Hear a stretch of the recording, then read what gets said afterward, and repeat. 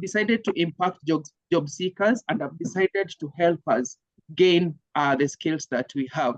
So in our today's session, I wanted to focus my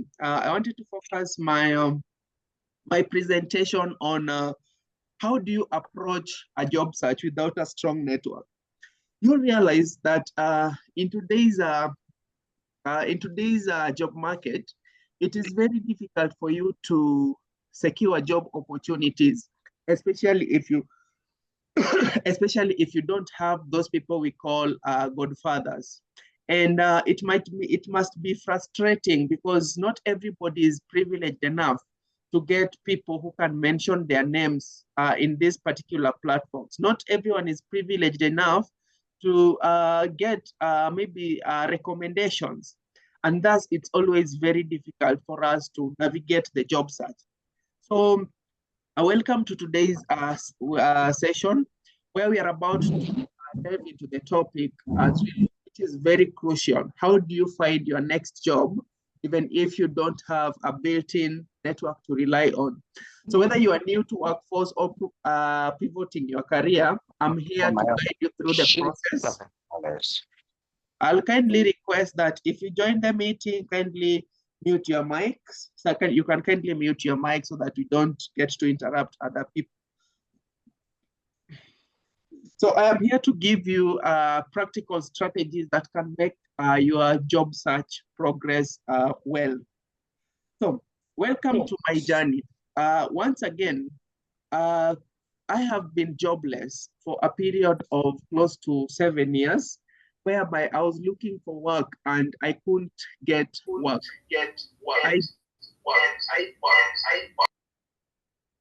Yes, I was looking for work and I sent so many applications. I dropped so many job applications, but still I wasn't lucky enough to secure even one interview.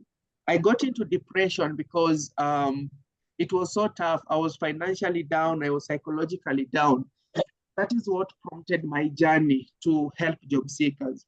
As we speak with you today, I've been able to build my network from scratch. I didn't have somebody who was there to mention my name. I didn't have somebody to give me the shout out, but the network and the kind of following that you see I have, it's something that I did organically. Nowadays, I turn job offers down. When somebody gets to me to offer a job, I always turn these job offers down because I have decided and I have paved my own career path. I know what I'm interested in and I know what I'm going to build. So today's session, I want to assure us that one thing that we are going to look into this. We are going to look into the strategies. How can you secure your next job? Are you only supposed to rely on sending the application? How do you some kindly mute your mic? Some Otieno kindly mute your mic. Kindly, if you've joined, I'm asking that you mute your mic so that you don't interrupt. Isaac Baraza, kindly mute your mic. Thank you. So it is no longer a norm as it was previously, whereby you could only send your job application and secure the position that you want. Things have changed, and it is very frustrating because the job market is flooded with qualified, overqualified, and underqualified candidates. So you realize that 85% of positions nowadays are filled through what we call networking. So leaving those without connection in a tough spot. If you've mastered this art, because remember, each and every day we get this painful news that such and such an organization is retrenching their employees, such and such an organization is facing maybe closure and all such kind of things. And organizations are shifting from maybe advertising these job opportunities, and they're investing into the talent search and recruiting agencies to get them the qualified candidate for this specific job. So Nobody can get to reach you. Nobody can get to pick you for a job if this person doesn't know what you do, if this person doesn't know maybe anything about you.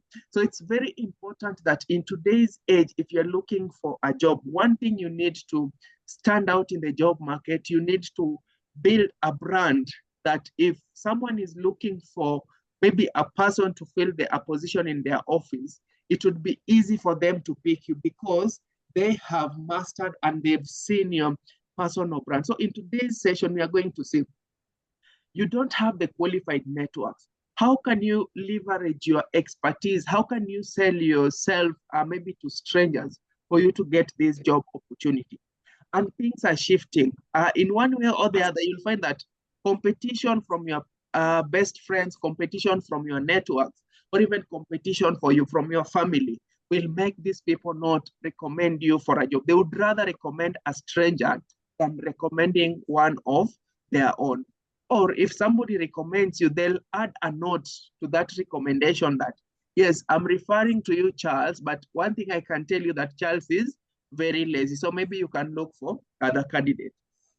But if you get a recommendation for somebody who views you objectively, it will be easier for you to secure a job with them because one, this is somebody who views you for who you are, and this is somebody who views you for who you are, and this is someone who like views you objectively, and they can recommend you. So those are some of the things that we are going to talk about to see how do you come out of the frustrations, because sometimes there are so many challenges facing job seekers right now. Number one, there's no callbacks whereby you send numerous applications, 100 CVs, you don't even receive one.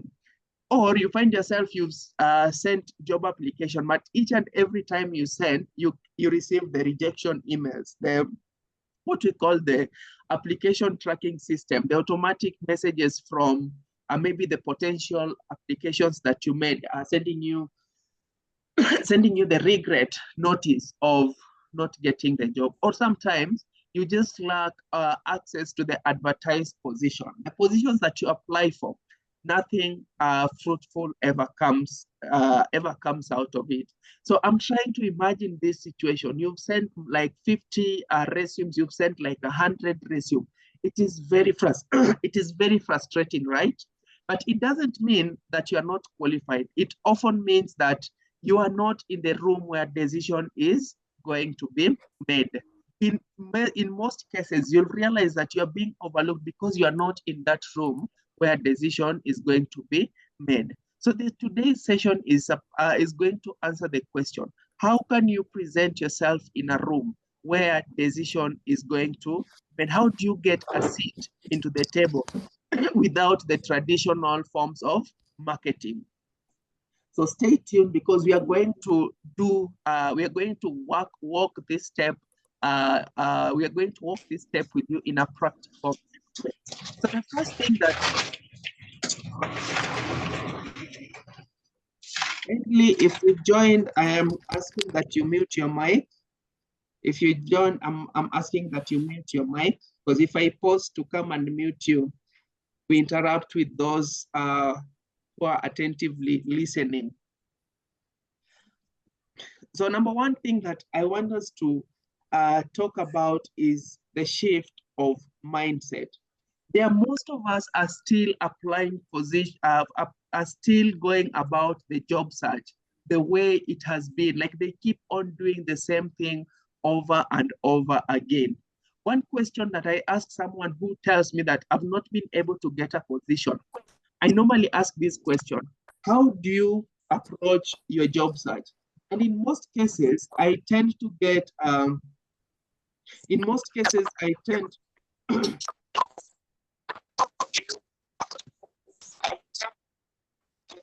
sorry about that. I'm trying to mute those who have not muted. So in most cases, I get the generic answers. What I do is I go to the job boards, I send my CV and cover letter and wait for them to get back to me. But the dynamics have shifted and everything is not as they were before. You can't just rely on sending the normal application. First of all, you need to sell yourself out there. And one thing that I bring out, I always like to bring out to each and every candidate that crosses my path is, yes, you can have an amazing CV. You can have a CV that when someone looks at it, it will tell them that this is the right candidate that you are looking for.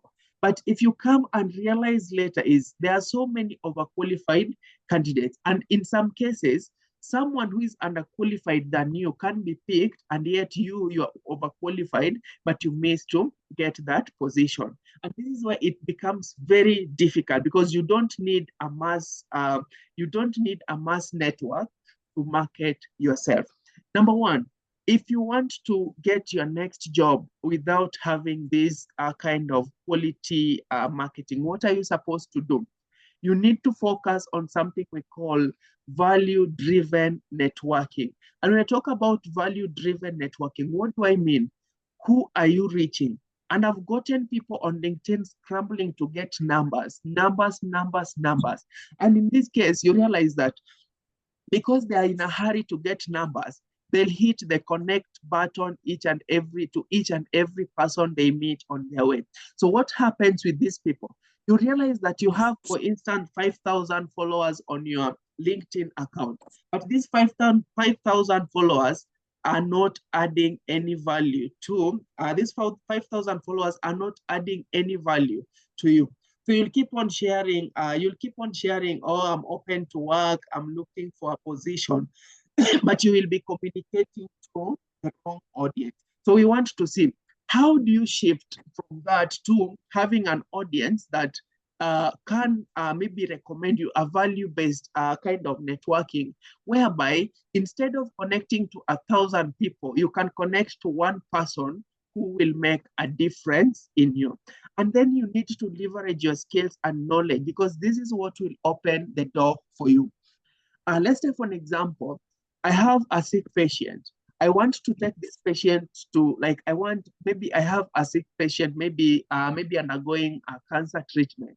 And in my mentality, the only thing I know is that if I want to get the best treatment, where do I go to? I need to fly my patient maybe to India to get that particular kind of treatment. But in the nation, in our country, or in the country where you are, you realize that there are so qualified doctors. But now the problem is nobody knows about these doctors. But before somebody gets to trust you and call you in for that particular position, you need to show these people that you have the skills and knowledge that can help them solve the solution that they have. And how do you do this? What I also emphasize it on is you don't need to connect, like you don't need to know 100 people for you to get a job. You just need one person who you can show whom you can show how you can help them solve their problem. So each and every time you are making a connection, each and every time you're connecting with somebody, be it maybe on the social, or it's a networking event whereby you guys meet one-on-one. There's one question that you need, there are these questions that you need to help, like you need to ask yourself before opening your mouth to say something. So number one question is, how can I add value to this person? So let's take an example. You want to reach out to Coach Kelvin to talk to Coach Kelvin. Number one question you need to ask yourself, how can I add value to Coach Kelvin? Then when you offer real solution, your network will start building. Because the number one, maybe if I follow you, if I have connected with you, and I know that, for instance, in this case, maybe Margaret has the kind of skills that I'm looking for, I'll keep on following Margaret. And with time, I'll get accustomed to Margaret so much that I feel like I know her maybe personally. So this is why it is very important for you who is building network. Never base your focus on the quantity of the followers or the quantity of the connections that you make. I'll give you a case example. On the handset that you're currently having, how many contacts do you have? And if an emergency was to get you right now, how many people do you think will show up when you, how many people do you think will show up when you reach out to them? And that is the same thing that replicates itself on this social. We have our contact books is full of people. Yes, to some extent, we might have had a relationship with them, maybe friends, colleagues, people we met at an event, but these people are not adding value to you. If you can make it your own objection to your own objective to pin this number to the people that you think that can add value to you. And how do you do this? Number one thing that you need is you need to be very sure of what you're capable. You need to be very sure of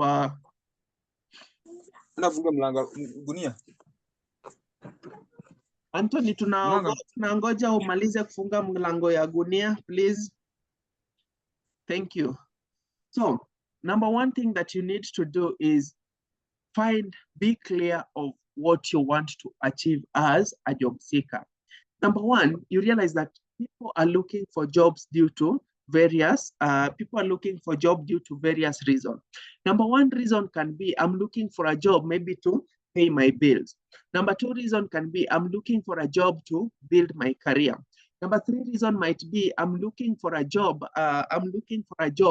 maybe to gain the relevant experience for me to start my own business. Once you're sure of that, you need now to do your due diligence in this particular industry. Who can be the target audience who will help me achieve these goals? And that is, you can even do your research and pick like 10 of them. Start networking with these 10. Let these 10 people identify you so that when I do a comment, I can easily quote Winnie, I can easily quote Beatrice, I can easily quote Eric. And when I quote Eric, people will be like, who is this Eric that Coach Kelvin keeps on mentioning? Then you realize that this will drive people to your inbox, this will drive people to your emails for them to reach out to you. Once you've identified these people, ensure that when you're communicating with them, communicate from the point of value. And of late, I've been receiving messages as like, you realize that somebody reaches out, hi, and then you text hi again. Then the person asks you, how are you? And then the person stops chat. The following day, they start again, hi, how are you? So like that is the kind of conversation. With time, the next time I see your message, I'll be like, this person has nothing serious to tell me. If you're approaching these networks, number one thing that you need to do is you need to do research about Coach Kelvin Waga. You need to do research. If you're targeting maybe to talk to Salma, you need to do research about Salma. And what exactly makes Salma click? If I know this specific information that if I mention and maybe message Salma or comment on Salma's post, it will be like, oh, this person must have done research about me, or this person might be somebody I'd worked with earlier, and maybe they know me, so that they build that kind of relationship. So always focus on value-driven networking. And in the process, we are going to see how can you adopt value-driven network so that you build your own qualified networks. You don't have to rely on people with big accounts to do a mention. Somebody can, because one thing I can tell you, you can have 500 followers and somebody can have 100, maybe 1,000 followers or 1,000 followers, but you realize that you are reaping from the 500 followers that you're having because you're communicating to the right people. And what happens? The moment platforms like Twitter, X, LinkedIn, or blogging sites have identified the kind of audience that you set, your content will be, the things that you post will be always be shown on their platform. And that is how you get to build that particular network. So for you to do that, what are you supposed to do? You are supposed to start by create a personal brand that speaks for you in the rooms that you are not. And how do you create this personal brand? For instance, if I were to Google today Patrick Wanjao, what exactly will I find about Patrick Wanjao? Will I find maybe Facebook post of the vacations you went to? Will I find maybe things that doesn't speak the image that you want your audience to see? In the today's era, it is a do or die for those people who are looking for position. You have to create an online brand that speaks for you. Remember, talent search is looking for candidates. And in that case, maybe they've been asked to send their CVs. Coach Kelvin Waga has done over 20,000 plus CVs in this year. When the talent candidate gets these CVs, they'll see some kind of similarity. And they see like each and every individual is well represented. So they need something that they can use as a selection criteria to drop other people. Where will they go to? They will go to your social platform, professional social platforms, to differentiate you with the people, to differentiate you with the people, to differentiate you with to differentiate you with other people who are more qualified than you are. Assuming a situation you're looking for accountant position, and then you've shared your CV, and then person X has shared your CV. Both of you have the same qualification. And then you've said you're good with training. In your CV, you've written how you're a problem solver, you're good in communication. The next thing I want to see as a recruiter, are you replicating what you are doing? Because yes, I know you might have paid Coach Kelvin, you might have paid Joanne, you might have paid maybe person X to do your CV, but are you leaving the CV that you have outside your CV? Is there anything that can speak for you in a room that you are not? And it has really been made easier for us now to shine and showcase our portfolio. I recommend people, and 99% of people I recommend are people I've never met. Some have given me good feedbacks from like the recommendations. I've gotten very good feedbacks from the organization that I had to represent them because of why I have seen how they do their things. And through consistency, you are able to learn the pattern of this particular person. If you are good with tech solutions, can you share ideas that can help people who have the problem to a solution that you have? Maybe they can benefit from it. Can you share ideas? Can you share maybe the success stories, how you handled a particular project from onset or not? So that when I'm looking for a qualified accountant, at least I can draw the image of Dixon. If I'm looking for maybe a prowess salesperson, I can see Patrick, because I have seen how Patrick does their things. But one place where we have this shortcoming is you realize that in most cases, most candidates are relying on their CVs to speak for them, and realize that each and every person can pay a career coach to revamp their CV. So you have to go over and above to make sure that you get people who you get maybe people who knows you, people who knows you. Maybe they've not met you physically, but still they know you and they feel like they have connected with you. And how do they do this? They do this by interacting with the kind of an image that you give these people. So creating a personal brand for job seekers is very, very important. This is one thing that I can tell you, that if you want to get a job in the 21st century, in this current age that you are looking for, get something, give people something that they can speak about you in the rooms that you are not. And when I talk about that is the way you carry out yourself. What image would you like your employer to see of you? Replicate these images. Are you somebody who like journaling? You can open these free blog sites and talk about the solution, what you've done. If you can utilize LinkedIn, LinkedIn has even introduced what we call LinkedIn articles. You can start your own newsletter and keep publishing these things. And when you publish them, you target those people who you'd like to, the kind of audience, the kind of networks you'd like to interact with. You target them with that particular sort of message. So personal branding is key, and this is a do or die for person who wants to seek, because nobody will employ you if they don't know you. They first have to know you for them to give you a chance, or for them to give you a position. So what do I mean by personal branding? Personal branding is the image people have about you or on you in the rooms that you are not there. For instance, at your workplace, The day that Lillian misses to go to work, what happens? At least you'll get how your colleagues talk about you when you are not there. Lillian is A, B, and C. And there's that image you want the world to see about you. There's that image you would like your potential employer to see about you. And it needs putting in the work. If you don't have a personal brand, no one will ever listen to you. And I like giving the case example for Kenya. Like there's this individual by the name Joho. You realize that when Joho was nominated for the cabinet secretary of mining, people were like, this is a D plus candidate. This is somebody who has not gone to school. This is somebody who is not qualified, because that is the image that people had about him until he was given an opportunity to tell his story.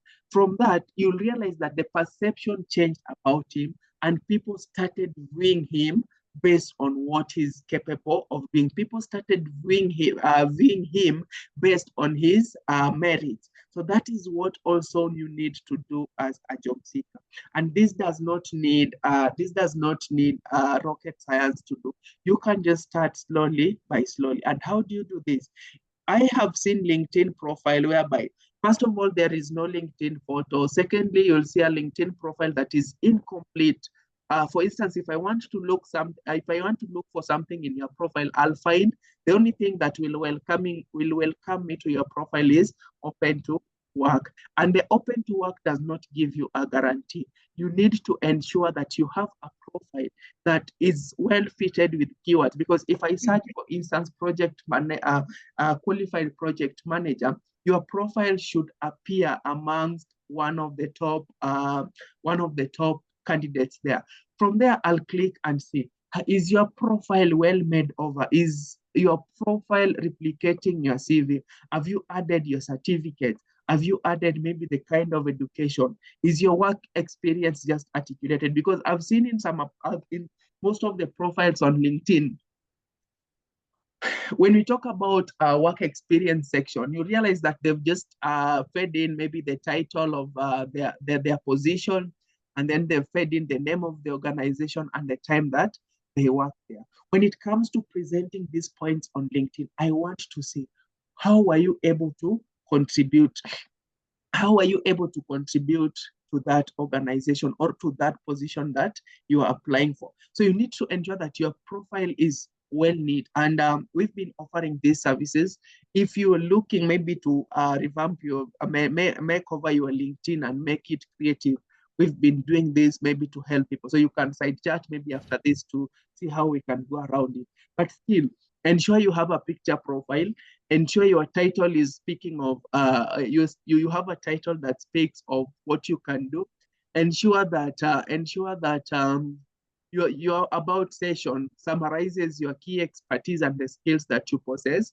Ensure that all the positions that you've held are well articulated with keywords, so that when someone is looking for you online, they can easily find you. A blank profile will make people have a preformed opinion about you. The other day, I was doing an interview with one of the CEO of one of the biggest energy mining industry in Africa. And this is somebody who have been in industry for a very long time. So when I went to his LinkedIn and checked, the person we did an interview a day too. So he had only 2 days to work on his LinkedIn. One thing that stood out, when he went for that interview, he was asked for his LinkedIn profile. The advice I gave him, he went, implemented, and we worked with him to ensure that he had a vibrant LinkedIn page. So if you're looking for a job and you have a blank page, just go and ensure each section are filled and they're filled with relevant information. Don't copy paste job description from the job, maybe from your JD, and come post it on LinkedIn. Put them in terms of how have you contributed to that. That being said, there's also the aspect of your resume and your CV. We've been talking about CVs, and you realize that you can have a very well-crafted CV, but if the CV is not highlighting maybe your key competencies, the CV is not highlighting your core skills, and the CV is just giving sentences, it will be very hard for you to get that particular job. So always also either you can learn how to craft your own CV and let get the maybe the eye of a qualified career coach to help you look if the CV is maybe active. You don't have to get my services, but if you have somebody you trust, you can reach out to them and let them look into their CV. One thing I know with most career coaches, especially because you'll find that there are so many people who have looked for jobs and they're unable to get any job. And then they realize that the only untapped market is the job seeking market. So I am going to start doing the CVs. I'm going to start the CV writing process to help job seekers. And yet you're trusting your efforts. You're trusting your efforts on the people who cannot add value to you. Ensure your CV is well done. Ensure your LinkedIn profile is well articulated so that this can position you as an expert, especially on platforms such as LinkedIn. You can join the X conversation. You can maybe blog about the kind of experience that you have. Then what are the practical steps that you can take? Number one, you need to optimize your LinkedIn. Number two, you need to create a portfolio. When I talk about portfolio, what do I mean? In most cases, during the job interview, coaching session, I ask people, what are some of your achievements? And then you get answers like, that they are well written on my CV. You can refer to your CV, to my CV and see. You need to have a written portfolio. You can have it either virtually or you can have it in a document like this one. When I talk about portfolio, what do I mean here? For instance, if I were to wake you up in the middle of the night and ask you, for instance, hi Sharon, what are your core strengths? You don't need to scratch your head to tell me. So you can prepare portfolios based on the kind of jobs that you want to apply for, so that when you get to sit in an interview room, it would be easy for you because you can pick an example, turn it into a case study and present your case. So still on personal branding, you need to have a digital handshake. And if you haven't done that, you need to start so that you ensure that after this session, please just take a second and Google your name. If there's nothing that your name captures, you need to start a question mark, because at least let people find you and let you have that thing we call the digital print. So a strong LinkedIn profile, a portfolio that showcases the best work, and the presence in relevant conversations can be more powerful than any recommendation letters. Point number six is you need to maximize the job boards and ATS system. One mistake is costing job seekers. And this is where I've realized that we are not getting jobs because most of us are doing things without knowing what happens. One time I asked one person, where do you get your job? And then they mentioned two major recruiting agencies in Kenya. So I asked them, how often do you do a background check on these kind of jobs that you apply to? They told me, I will trust these guys, and I believe that these guys can give us a job. We did a practical test with them, and then I told them, you go look for a job, and then come, let us apply for this job together. But if before we apply for this job, I am going to tell you what I know. So they gave me 2 job recommendations. And then I told them, let us search for these jobs and see how many job boards have posted this on their website. To their surprise, it was posted in almost 31 job boards. And in all of these, no one had direct connection to the organizations that they were applying to. So you realize that some of them shortlist candidates, they interview candidates, and then along the process after the interview, you realize that you don't hear from them again. Before you send a job application, first of all, do your due diligence to find out, are these people is it the only job board advertising for this job? Because remember, 32 organizations advertising for one job.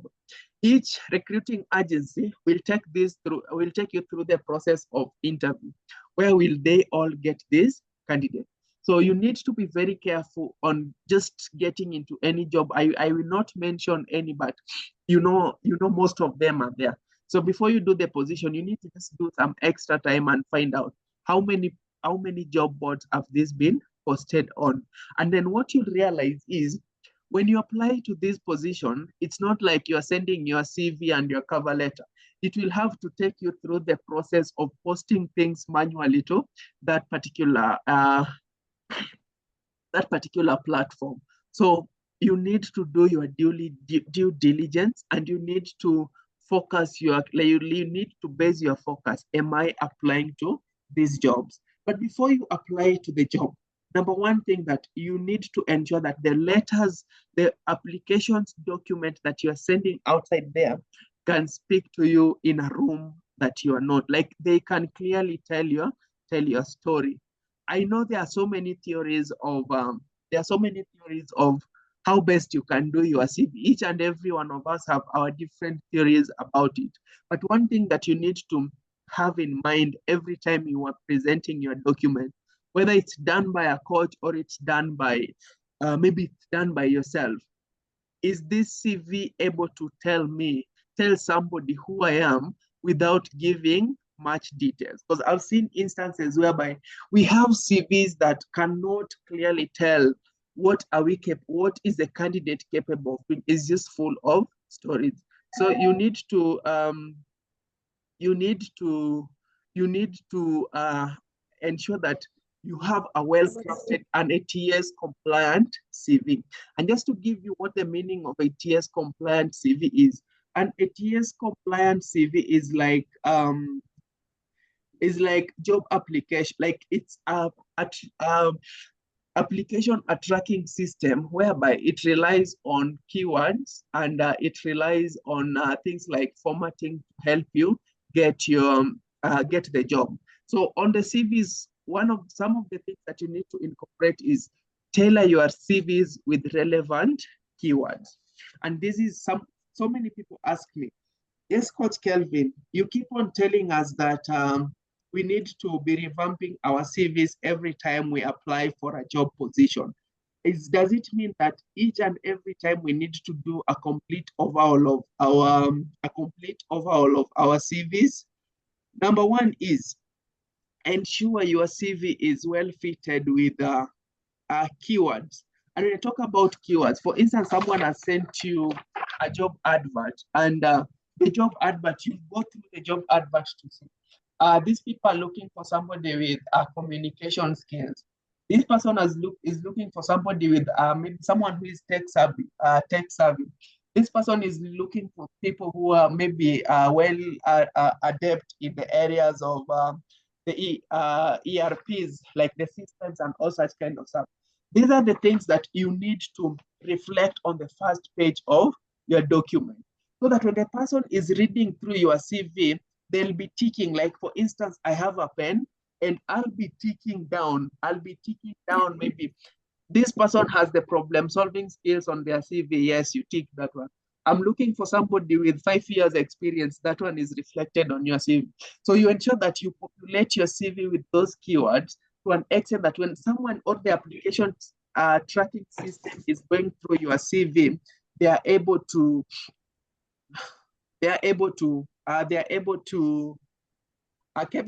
Kevin or Michael, kindly mute your mic. They are able to take that. So the profile section should contain at least 6 keywords from the job advert. And I don't just mean picking the keywords and then putting them on the profile summary. Ensure that you articulate them in a way that they tell your stories. And then as you read through the job advert, you will see, as you read through the job advert, there's the section of key competencies. Ensure that those key competencies that they are looking for are reflected on your CV. So I don't have to start opening your CV to go to the work summary or work experience section to know about you. Just the first page of your CV should be able to tell me in a nutshell, who are you? What are you capable of doing to me? So that I call you and give you the opportunity to do that work. So if you've not worked on your CV, please find a way. Yes, we do. We also do the CV revamp services. And this is something that I can tell you for sure. Almost, we have almost 80% success rate. And this is not something I'm faking up. You realize that once we've worked on your CV, if you've not received an interview in a span maybe of 3 weeks, you'll receive an interview. But we don't stop there. We still have to take you through the process. In case you're applying for this position, how do you tailor your CV to ensure that it reflects on what the job advert?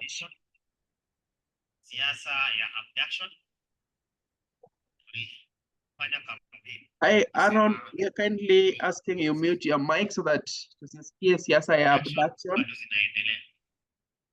Okay, so that is all in CV. But if you have some career coach that you trust, let them work on your CV. But you can still work on your CV yourself.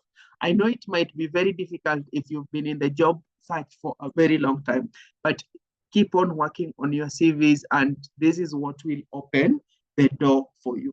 So that if I have known about you in this other platform, and then I get an opportunity to ask you for your CV, if I get your CV, I won't get a root shock.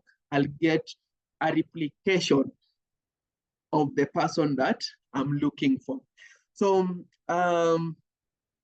think of ATS like Google or job application. So it's scanning your resume for keywords. If your resume isn't optimized for what the system is looking for, it won't be seen by human. A small tweak on your CV can make the difference. So we've been having sessions about the CV reviews. We've been having sessions. You can access some of these materials on my YouTube channel, Coach Kelvin Waga, and you'll be able to see. But if you think your CV is the problem, these are the two things. This is how we tackle the CV revamp services. Number one, we will have a session with you and let you know the sections you need to change. Or number two, you can trust us to do your CV. And then once your CV is done, we can now tell you and take you through the process on how you can utilize your CV. Then there's something we called outreach.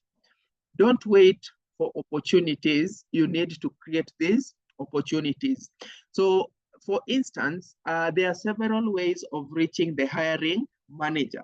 And I told you in most cases, I realized that if you befriend a hiring manager and gain the attention, it would be very easy for you to secure a position when it comes to recommendation. Don't try it. Don't just wait for a time when you want a job. Write the whole paragraph and send it to the hiring manager. Create that solution. Create that rapport with these people, so that when it gets to a time they're looking for a candidate, you'll always come in mind. So how do you interact with these people? You can do this by either sharing their content. You can do this by commenting to their content. You can do a due diligence about these people and find something interesting. Write a post about them, mention them as maybe as expertise in a particular area. So I think in my next session, I'm going to provide a template on how you can do the LinkedIn message and what you're supposed to say. So personal outreach is important. And someone is asking what is wrong.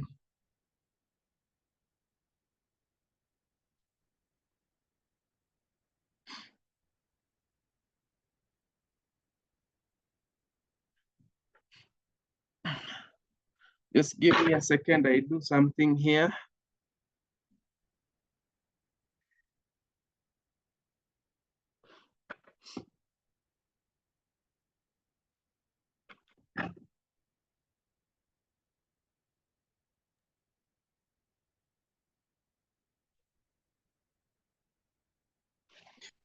Okay, I think we can proceed. I'll take care of it later. So,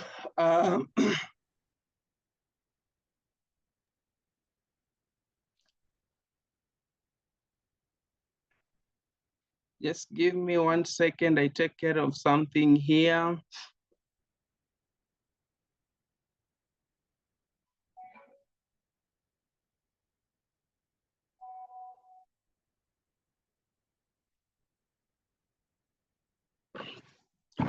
Okay.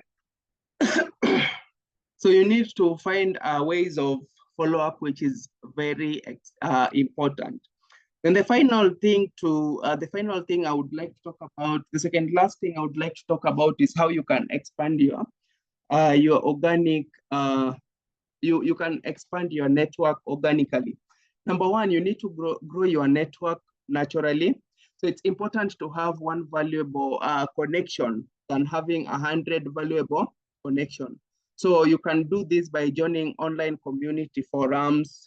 For instance, we have LinkedIn groups, or you can join webinars like this to have that impact. Then leverage the use of social media to share your story, to build your personal brand. So every conversation is an opportunity. So the next time you're on LinkedIn in a group discussion, you need to offer meaningful comments. People notice, people notice when you bring value to a conversation, and that's how real connections are built. So what are some of the methods of looking for a job? Number one is we have freelance platforms. For those people who would like to get part-time jobs, we have freelance platforms such as Upwork and Fiverr that can help you build experience, and it also can help you gain testimonials. LinkedIn networking is the second one, whereby you can identify people you'd like to work with. You can identify people you'd like to work with. You can identify the organizations, and then you network with them to get the job.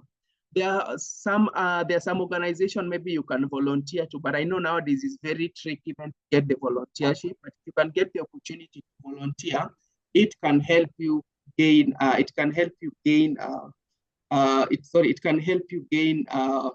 the job. Then we have the normal applications, but you need to ensure that you are working, like before you send an application, just do a due diligence to ensure that you don't share applications to anyone. And this brings me to something I wanted to mention. Yes, I've seen one thing on platform. People are taking advantage of job seekers, whereby you realize that you get into LinkedIn, and then every day you post you are open to a position. And then somebody sees, oh, this person is desperate for a position. What will they do? These people will ask you to share your CV. These people will ask you to share your documents. And then it will only take them an hour or two, and they'll call you that you've already been shortlisted for that particular job. And then now they'll do the process and even send you a contract to sign. Don't fall prey to these people. For instance, if you get somebody telling you that you need to send your documents, and then they'll give you the location for an interview, that is a scam. If you encounter somebody who asks you to pay money for you to get maybe the job, that is a scam. And when you are sharing information outside there, ensure things like your phone number, things like your full names, your ID, you don't share them with this year, because someone can use them to impersonate you, and somebody can use those documents to do things that are not qualified, well, as in that things that might end up jeopardizing or harm you. So don't be desperate to these people, because you'll fall short of prey. I've had cases whereby so many people have been scammed, and they've realized that people have known NGOs to be very lucrative. People have known NGOs to be good. And now what they do is they come to your platform, they give you the offer letter, they give you some outrageous salary, maybe remunerations. Then they come tell you there's somebody who is fronting one of their own. So if you want to get this job, you need to part with something. Don't fall prey of that. But if you have to pick one thing from this webinar today, I would ask that you pick, the only thing that you need to leave here is from today henceforth, you need to create an image that if a stranger is looking for you, this stranger can have a perspective, not only your CV, but at least they can have something positive to say. This refers to when you attend this refers to when you attend webinars, when you attend conferences, always speak of value and always sell yourself. So I didn't want to make today's session longer. I'm gonna open now the question for, I'm gonna open the floor to Q&A. I'm gonna open the floor to Q&A for anyone who has a question can ask. So before we do that, yes, let me first take this opportunity to thank you for always supporting me. And I'm hoping that we are going to impact each other. One person I've seen who has raised his hand, he's been very vocal on these sessions. He got a job and he knew what he wanted. I think he'll speak something about that. But I'm hoping that at the end of it all, we can achieve the career goal that we want. Yes, Eric, go ahead. Erico.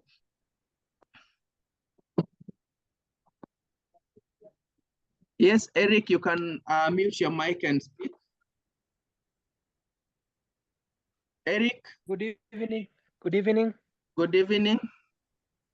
Yes, I want to thank you for this session. It has been of much help, and I really appreciate what we are doing. It is not in vain, brother. I have one question. Like, I'm working as a professional driver with a certain company, but I'm gaining interest in this online work. So I want to do it maybe as a side hustle. So what can I do maybe to build my profile also online on the same? Kindly repeat your question. I was asking, right now I'm doing a career in professional driving with a certain private company. Yes. Yeah, but I'm gaining more interest in online work. So having learned some other skills, how can I have a parallel profile like on LinkedIn, or maybe I can just do it on a different platform? How is it possible that I can have two different kinds of CVs and different profiles? Yeah, that's my question. You can have different CVs, but I'd advise that you can do all this in one platform. Just pick two things that you are well qualified on and then work on them. I'll give you a case example. When somebody goes for a training to be a doctor, first of all, they start as generalists before they specialize. So you can have two things or three things. I'm good at this one, I can do this one, but I'm best at this one. So you'll decide which one do I give more priority. Okay, thank you. Thank you. Yes, Sam. Yes, Sam Otieno. Oh, good evening, everyone. Good evening.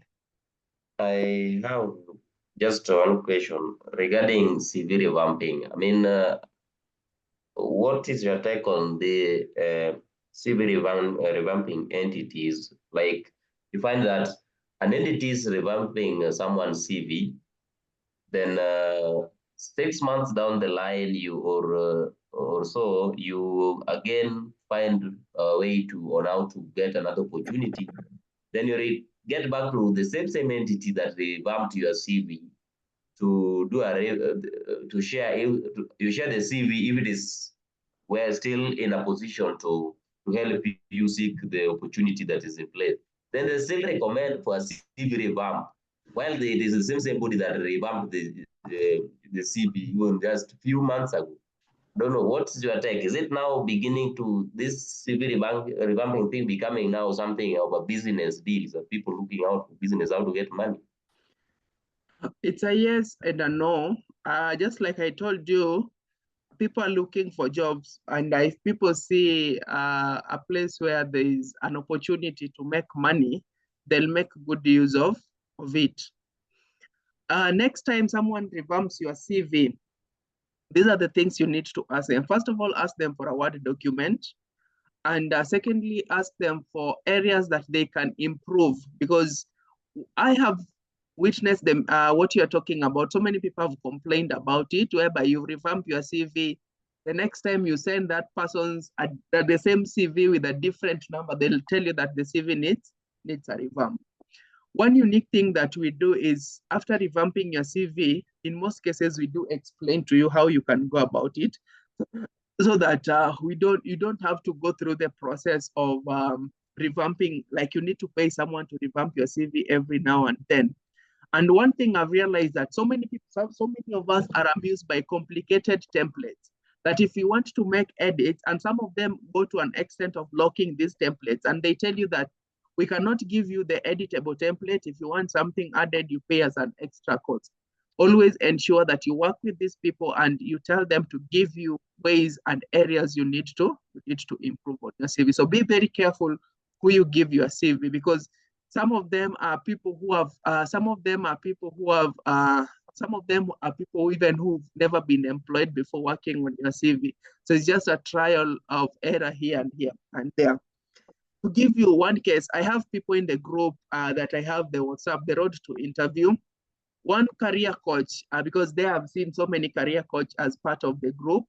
One person went and asked the person had revamped CV to share the template with them so that at least they can use to work on their own. And then to my surprise, one day when someone shared my CV with them, they told me, oh, their CV was done by so and so. It was the same template, but it had different things, different mistakes here and there. So ensure that before you entrust somebody to work on your CV, there are people who understand the job search, and there are people who understand how to make a good CV and what is required about this CV. So it's very, very important. So yes, they are conment, but some of them are alleged, because different job applications have different job requirements. I've seen your hands up again. Yes, just one final one. So far you talked about, somebody looking for the next opportunity, but I've not heard maybe somebody looking for the first opportunity, like just graduate or somebody just from college and perhaps they need internship. What do you say about their portfolio, perhaps what they should present actually in terms of job experience and so forth? When on campus, there are projects that you work on. And as a fresh graduate or as somebody who is looking for internship, leverage on the acquired skills that you have specifically. For instance, if you've worked on projects, if you volunteered maybe to be part of an association in campus, or maybe during your free time, there are things that you engage yourself in, find a way of marrying the skills that you possess and how you've utilized them on those volunteering basis if you don't have the relevant work experience. Okay, thank you. Any question?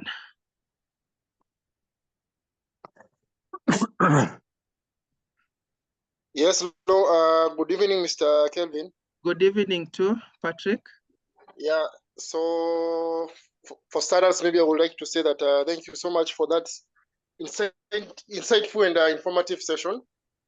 And it was very helpful for, I guess, most of us, if not all of us. And so my question, I'll take you back to LinkedIn. And so because on the LinkedIn, there are two kinds of LinkedIn accounts you can have. You can have the premium or the normal LinkedIn. So my question is, how effective is the LinkedIn premium to kind of trying to network more to get more job opportunities as opposed to the normal LinkedIn? Okay. Thank you. I've grown almost 120,000 followers, but I've never used LinkedIn Premium. The LinkedIn Premium is important because it gives you an opportunity to message anyone you want. And it gives you an opportunity that if any person clicks on your profile, you get notified. But I would advise that you first concentrate on building your LinkedIn organically. Why am I saying this? Yes, you'll subscribe to a premium, and with that, algorithms will automatically pick the premium. So if you don't pay for the premium LinkedIn, you realize that your content, your impressions will be squeezed, and your content won't be shown many people as possible. So yes, LinkedIn Premium is good, but still I would prefer that if you do it organically well, you can crack it, because I have built my LinkedIn purely organic, and it keeps on growing, and that is how I've gained a voice on that platform. Okay, thank you so much. Thank And maybe for the rest, maybe I'll get in touch with you for maybe one-on-one session, and we can discuss. It's okay. So anyone who is interested on LinkedIn, revamp CV, you can DM, and we Hello, can Mr. Kelvin. Yes, yes. How are you? Yes, Faustin? I'm good. Yes. Good afternoon. Good afternoon. Yeah, I want to ask, I've been struggling to update my CV in Lincoln, and I don't know how to go about it. So I don't know if I've maybe changed positions or I have a new certificate. How can I upgrade my CV that is already in Lincoln? Okay. Yes, in the past it was easy because they gave the option of uploading your CV, and if you uploaded your CV, then it was easier. But nowadays, they removed that button where you can upload your CV directly. And what happened is you can utilize the featured section. And in the featured section, you can always have your CV with the title CV and update any relevant information that you have. But in this case, they are trying to discourage uploading the CV on LinkedIn. And that is why they've created sections for each and every. For instance, if you have any certification, there's where you can upload your certification. If you want to update education. So just ensure that place is well populated. But in case you want to upload your CV, you can utilize the featured section. You upload it as a document, and people will be able to see it as the whole CV. But nowadays, they remove the button of uploading the whole CV to your system. Okay. So there is no way I can upgrade if I want to change something, maybe add something, or maybe remove something from my CV. Is it impossible to do that? Yeah, yes, yes. It's it's impossible, because they removed that. You can only delete, but once you delete it, you cannot upload your CV again.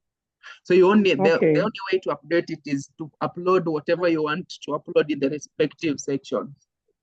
Okay. Yes. Okay. Thank you. Hi. Hi. Yes. If you permit me to ask, I really needed to know if these days, as you can say, if the HR have a particular system to screen our CVs, and again, if that's so, basing on the fact that the format of the CVs are different, how maybe are they going about that? Yes, there are several systems of scanning your CVs, but the system will be the same. What happens is, what matters is how well have you crafted your CV, because the important thing is, have you populated your CV with the relevant keywords? Number two, have you formatted your CV, have you used a font that is easily readable by system?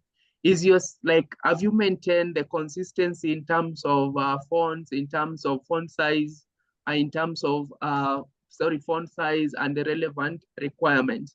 So tracking system, what it physically looks for is the keywords, the formatting of the CV, and try to avoid as many boxes, because that one might be very difficult for the system to read. So the format doesn't really affect it very much. It's the thing that affects is how well you've crafted and formatted your CV. Okay, thank you. Thank you.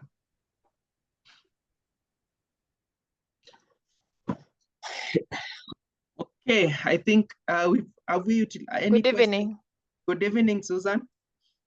Well, I must appreciate it has been quite an enlightening session, and especially on the topic of job boards, because you find that so many job boards are advertising the same board. So you look at it and you're like, this cannot be real. I think that is the first alarm for everybody. If you see so many so many people are offering the same job. It's a lead alert for everybody. And then again, also about the career coaches, some of them, as you said, they're just looking for jobs. So it's just for them, it's just another job that they are looking for. So thank you very much for enlightening us. It's been quite a session for me especially. Thank you.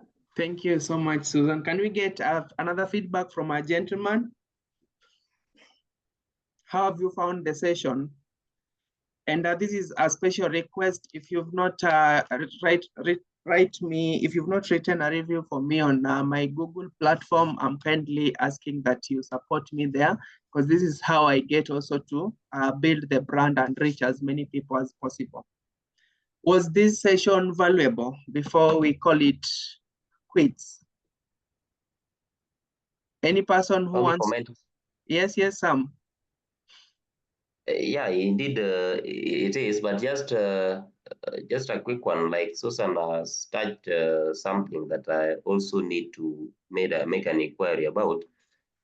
That is it very possible that an institution can use a given job advertising entity more than one entity in the advertisement? If it is not maybe on their website, maybe they use LinkedIn, at the same time they use another entity for advertising their the job opportunities that they have. In most cases, organizations do have maybe one appointed recruiting agency. But what happens with these other job boards? There's something we call Google Ads. So because it's easier for job seekers to flock into the websites and read through the job ads, you'll realize that they are utilizing the opportunity just to get the traffic to their website. So yes, LinkedIn can any institution can get one recruiting agency, but this recruiting agency, to keep their platform relevant, they'll be copy pasting things and taking to their profile. Okay, thank you. The session was nice, very much inspiring, and thank you so much. Thank you. Benson, you want to say something? I've seen Ben of Diambo. I'm seeing your mic is unmuted. You want to say something? Yes. Yes, Mr. Waga. I just want to salute you for everything that you're doing to help us. Now, there is an issue about sending the CVs to employees, to employers, and maybe anyone who may be having any connection. And I've heard you talking about against it. So I've fallen a prey, whereby I've been sending my CVs especially to relatives, the people whom I know, whom I thought may be having connections, who could help me. But once I do that, they switch off. And even when you give them a call, they won't respond, and at times they disconnect you. Now, are you entirely saying no to sending the CVs to these people? Okay, maybe Ben, you didn't get me clearly. I've not discouraged anyone from sharing their CVs. What I meant is on LinkedIn, if a stranger asks you to share your CV, your ID, your birth certificate, your whatever, that's what I was talking about. Not your relatives, not your, yes, your CV you can share to anyone, but when somebody asks you for a copy of your ID, a copy of your certificates, that is what you need to be very vigilant before you do.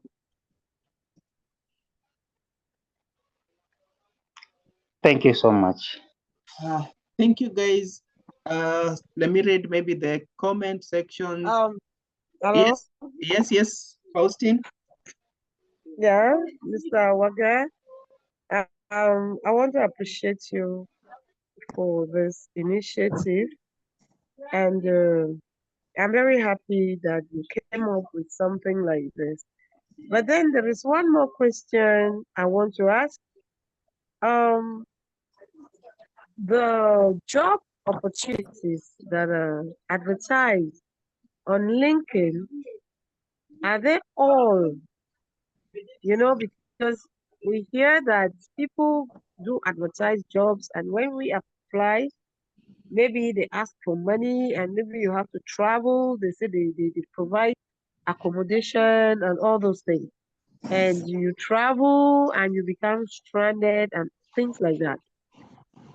Are we sure that all the jobs that are advertised on LinkedIn are, how can I say it, are legal? Are they secured? No, they That are not. once I get a job advertised on LinkedIn, I am sure that it is secure. Is it secure? No, it's not secured because they are being posted by individuals. Okay. Yeah, so I'd prefer you apply. If an organization have posted a job, you can go ahead and apply. But if someone asks you for money, that is a red flag. Okay. If somebody ask you maybe for do this, then we'll conceal the details. That is also a red flag. Okay. Yes. Thank you. I want to appreciate you, and I appreciate that I've learned a lot from the session, and I just pray that things will work for the better. Thank you. Thank you very much. Thank you, and I also wish you all the best. Nicholas here. Yes, Nicholas. Okay, I'm also happy about the session. Has been of value, and I've also learned something. That's very helpful as far as building my career and professional life is concerned. Thank you. Thank you so much. Thank you so much, guys. If you belong to my WhatsApp group, you'll see my number. We can chat. You can always reach me through LinkedIn or any other platform, and I'll always be glad to help you. Currently, I need to rush somewhere, and this is why today we started a little bit early. But thank you much for the support. I'll post a link. If you've not maybe written me a review and sent me a review on Google, please do that, because that is what will help me build my brand. Okay. Okay. Yes. Thank you very much. Thank you. Thank you. Can I get maybe one person to close for us with a word of prayer? Aaron, do you mind praying for us? Ben, pray for us. You look godly today.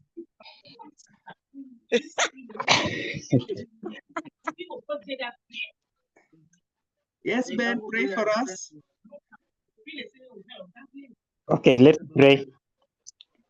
Father, we want to say thank you for the session that we have had. We just want to say thank you for the session. It has been of so help unto us. We just want to commit our dearest, that is called Mr. Coach Waga, that you've given him much that he wants to give. Surely we just want to bless you. We just want to honor you for everything. We want to surrender everything that we are doing as he leads us in this job seeking. We want to pray that gives us understanding. Help us, oh my Father. We pray for meekness that we will be able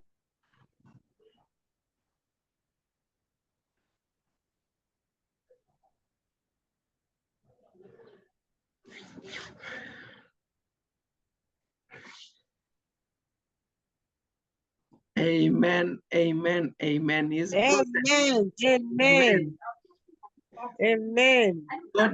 God has heard his prayers, even though he's frozen. Thank you, guys, and see you in the next session. It was a pleasure meeting you. Thank you. I'm going to share the link on LinkedIn and also on the WhatsApp group.